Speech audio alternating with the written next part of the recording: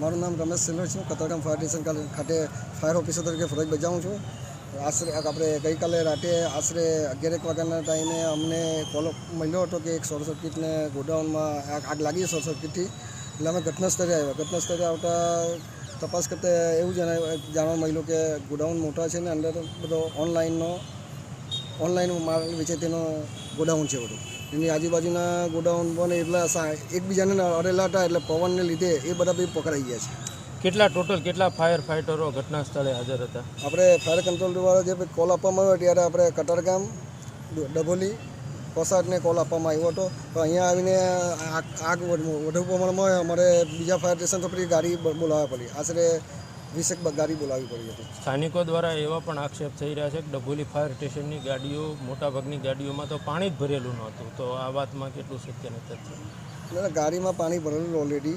જેટલી પણ ગાડી આવી છે બધી ગાડીની લાઈન ચાલતી હતી. એને બધી બાજુથી ચારો બાજુથી પાણીનો મારો ચાલુ હતો.